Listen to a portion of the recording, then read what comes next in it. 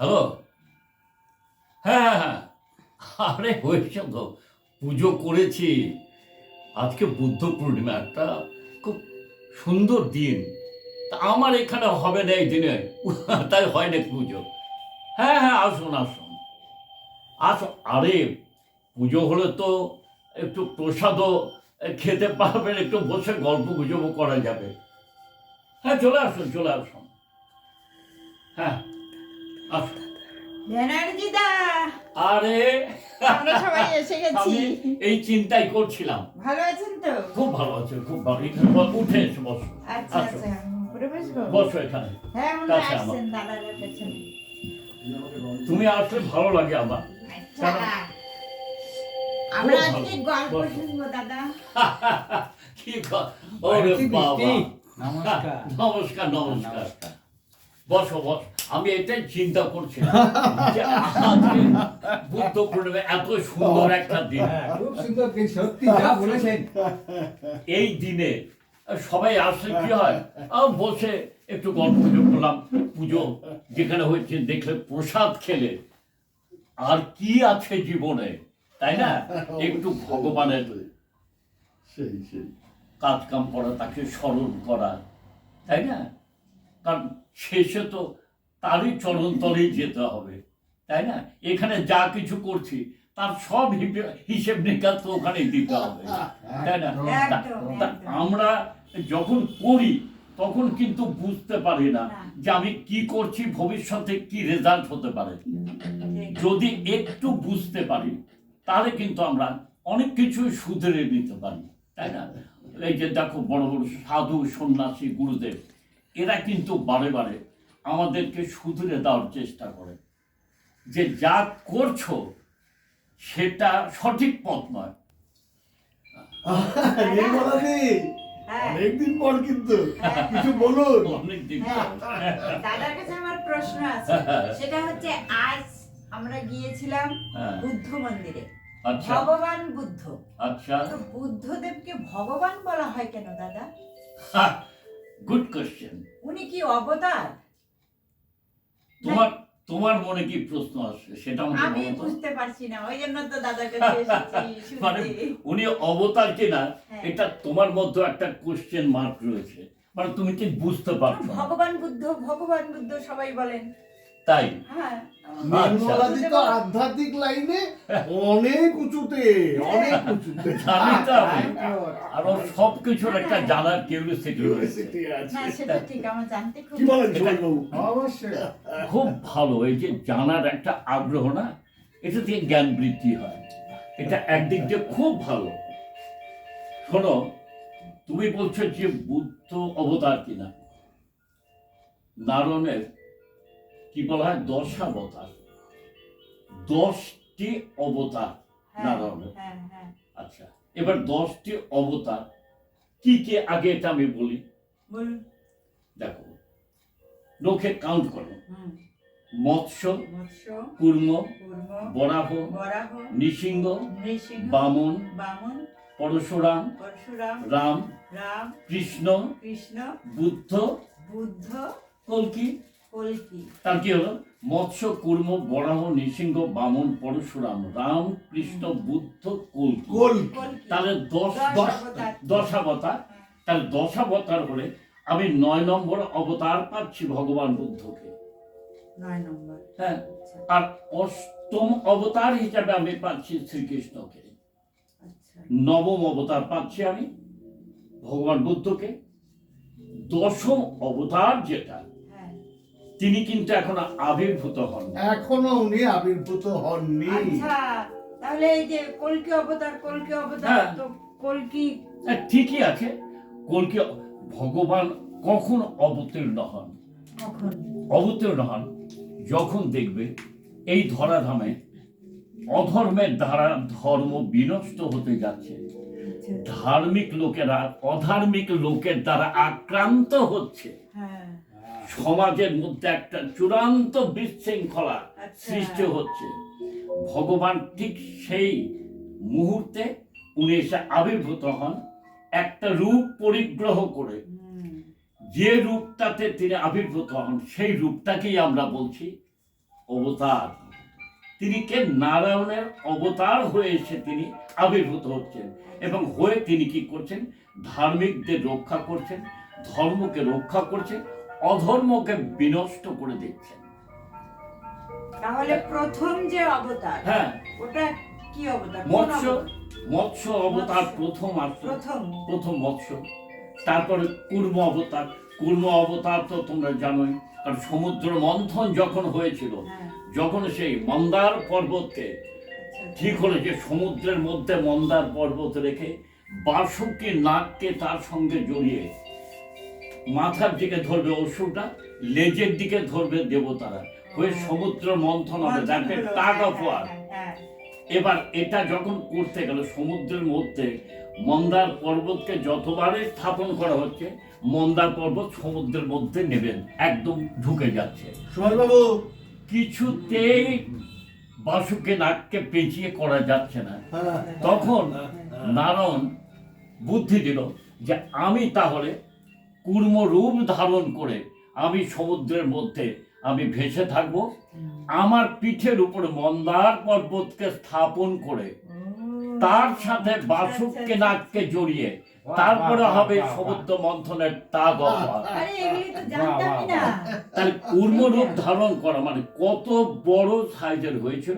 আর এমনি তো কচ্ছপের পিঠ তো একদম পাথরের মতন শক্ত। হ্যাঁ, হ্যাঁ, হ্যাঁ। তিনি কুর্ম রূপ ধারণ করলেন, সেটা কখন মৎস্যের পরে তিনি কুর্ম রূপ ধারণ আচ্ছা, করলেন। আচ্ছা। কারেক্ট। এইভাবে হবে সমুদ্র মন্থন। তারপরে ঘটনা তো আলাদা আছে সেটা। তাহলে এখন তুমি বলছো বুদ্ধর ব্যাপার, হ্যাঁ, হ্যাঁ। তাহলে উনি তো নবম অবতার। আর আচ্ছা। কল্কি যেটা বলছো না, কল্কিটা হচ্ছে কলিযুগ কিন্তু শুরু হয়ে গেছে, হ্যাঁ, কলিযুগ শুরু হয়ে গেছে। হ্যাঁ।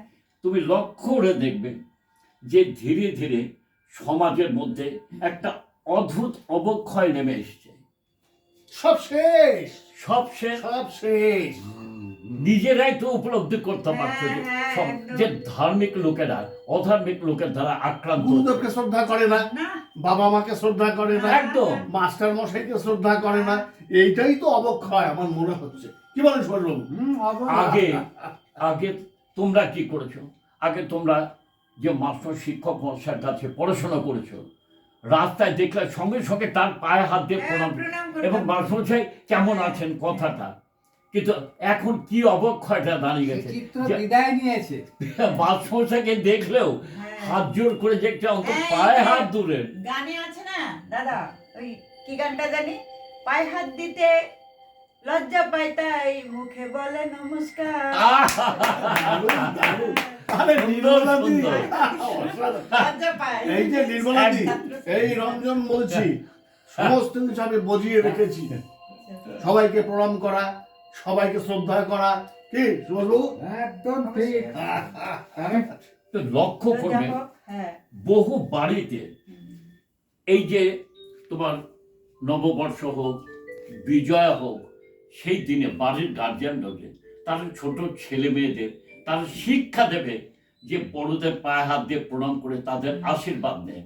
সেই শিক্ষাটাও আজকাল দিতে ভুলে গেছে। না, কথায় মানে বলে না, মানে না। Charity begins at home. তুমি তোমার নিজের বাড়িতেই আগে শিক্ষাটা দাও, তারপরে তুমি বাড়ির দিকে আঙুল তোলো, তাই না? এই শিক্ষাটাই তো চলে গেছে। রুচিটাই চেঞ্জ। রুচি চেঞ্জ, এক্স্যাক্টলি। কিছুই নেই। সমাজ একদম শেষ হয়ে যাচ্ছে। সমাজ ঘরে ঘরে দেখবে যে বিয়ে করে নিয়ে আসছে বউকে, দুদিন পরে দেখো বউ ডিভোর্স কেস ফাইল করে দিচ্ছে, হ্যাঁ, সংসার হচ্ছে না, হ্যাঁ। ছেলে মেয়ে বাবা মাকে মানছে না।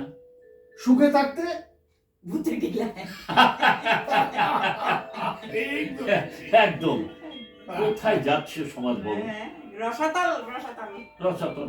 এখন এই অবতার, শোনো, গল্প তো অনেক হলো, জানার কোনো শেষ নাই, জানার চেষ্টা বৃথা নাই।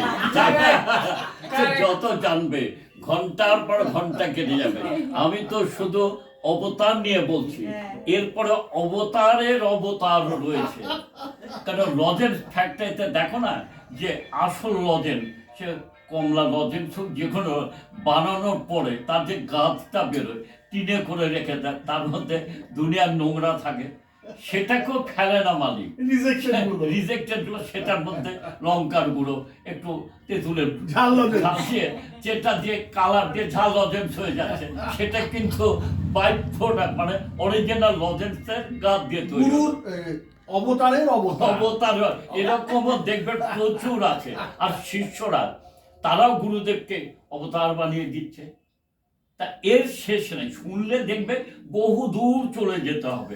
তা শোনো, বাড়িতে তো পুজো হয়েছে, তা প্রসাদ তো খেতে হবে না, খেতে হবে, খেতে তাই হবে। না? প্রসাদ না গেলে তো সম্পূর্ণ হয় না। আরে তুমি গেলে কোথায়? হ্যাঁ আরে আছি ওদের আমরা এদিকে। প্রসাদ দাও। হ্যাঁ দেবো দেবো। তানপুরার অবতার সেটার না, তানপুরার অবতার, অবতার, একদম তানপুরার অবতার সেটার। একদম। সুভাষ বাবু কিন্তু বসে আমি দেখি যে বৌদি প্রসাদের ব্যাপারটা একটু করুক, তাই না? নির্মলাদি দেখি। আপনি চলে আসেন প্রসাদ খেতে। হ্যাঁ, হ্যাঁ, হ্যাঁ। কাছাকাছি এসে যান। হ্যাঁ, হ্যাঁ। আমরা এবার একটু আচ্ছা, তোমরা এক কাজ করো না, এই ঘরে এসে বসো আমার, তাহলে এখানে বসলে খেয়ে মজা পাবে, চলুন। তাই না? তাই না? গল্প শোনা, খাওয়া, এর প্লটগুলো বেশ ভালো জায়গা চাই। আসুন নির্মলাদি, আসুন আসুন। এখানে বসো। দারুণ। বসুন বসুন। একটু গুছিয়ে দিই সুন্দর করে, বাড়া হয়ে গেছে। হয়ে গেছে? হ্যাঁ, দাও ভালো ওদের হয়ে দাও, গেছে। দাও। নির্মলাদি, হ্যাঁ আপনার সাথে এসে আমাদের সৌভাগ্য, আজকে প্রসাদ পেলাম। কি একদম যা বলেছেন। বুদ্ধপূর্ণিমা। অনেকদিন থেকে প্রশ্ন ছিল যে বুদ্ধ পূর্ণিমায় দাদার কাছে যাবো। হ্যাঁ একটু পুজো আছে, নারায়ণ জিজ্ঞেস পুজো, করবো। আহা। তারপরে একটুখানি কি বলবো, খিচুড়ি, সবজি টবজি দিয়ে একটুখানি খিচুড়ি খেয়ে দেখো কেমন হয়েছে। দারুণ, বৌদির হাতের আবার ঝোলে কথা তাই কি না? শরণম ও কোথায় গেল? ওটা ওপরে গেল না? হ্যাঁ, ওপরে গেল একটু। তোমরা এখানেই খাও, ওপরে যেতে হবে না। আচ্ছা। এখানে খাও, খাও খাও খাও খাও। বৌদির জল। শুরু করো, জল দিচ্ছি। জল, জল, জল। বলো, শুরু করুন। জল খেয়ে নিই। গচ্ছামি। চেষ্টা পেয়ে গেছি। গরম লাগছে। এখন তো এই যে ওয়েদার, এই চেঞ্জ হচ্ছে, এই ঠান্ডা হচ্ছে। আরে একবার গরম লাগছে, একবার ঠান্ডা লাগছে, বুঝতে পারছি না। শরণম ঝালাপালা করছে। গচ্ছামি। খাও, সিন্নিটা খাও আগে। ওইটা চিনি না। হ্যাঁ হ্যাঁ হ্যাঁ খাও চিংড়িটা একদম মাখন। খাও খাও। সৌরভ, হুম। চলুন। হ্যাঁ মাখন। খাও, এই চিনি আলা খান। সিন্নি খাও আগে, সিন্নি খেতে হয় আগে। দারুণ দারুণ দারুণ হয়েছে চিনিটা মাখা দারুণ। হ্যাঁ। আমরা তো জানি যে নির্মলাদের সাথে আসা মানেই প্রসাদ প্রসাদ ছাড়া পাওয়া যায়, হ্যাঁ। একদম শোনো, প্রসাদ কিন্তু ভাগ্যের ব্যাপার। ভাগ্যে। ভাগ্যে থাকলে পাওয়া যায় প্রসাদ, তাই কি না? অবশ্যই। ভাগ্য আছে। তারপরে আমি তো তারপরে বলি- আমার বৌদি তো সবসময় খাওয়াতেই ভালোবাসে। আসলেই শুধু খা খা খা। দেখুন তো কত রকম আইটেম করেছে, দেখুন কত রকম আইটেম। বৌদি দাদাকে ডাকুন। লোকে খেলে না কমে না, বাড়ে। একদম একদম ঠিক। খাওয়াতে হয় লোককে, এগুলো লোককে দিতে হয়, ঘরে পাত পেরে খাওয়াতে হয় লোককে। বৌদি ভালোই ভান্ডারা দেয় মাঝে মাঝে। কই আর দি ঠাকুরা দেয় কই, তাদের ভান্ডারা দিতে পারে। হ্যাঁ, এটাও তো ভান্ডারা। এটা ভান্ডারা, ঠিক ঠিক ঠিক। সুভাষবাবু কাকে করছেন? দাদা কিন্তু ওপরে, ওই যে খাচ্ছে না ওখানে, সব ওখানে গেছে ও। ওখানে উপরে ওদিকে। হ্যাঁ ওখানে গেছে, ওখানে দেখতে গেছে। তা আমি তোমাদের এখানে দিলাম, এটা ভোগের প্রসাদ। খুব ভালো হয়েছে বৌদি, হ্যাঁ। খুব ভালো হয়েছে। এটা ভোগ হচ্ছে, ভোগের প্রসাদ। যাকে ভালো হয়েছে খেতে না, খাও মন তৃপ্তি করে খাও, লাগলে আরো দেবো, ঠিক আছে? আজকে আমাদের এই ভিডিওটা যদি ভালো লেগে থাকে, লাইক কমেন্টস সাবস্ক্রাইব করে বেল বাটনটা টিপে দেবেন। আশা করি ভালো লাগবে। সবাই যা খাচ্ছে প্রসাদ দেখে মনে হচ্ছে প্রসাদও খুব ভালো হয়েছে। আজকে তো এখানেই শেষ করছি। নমস্কার।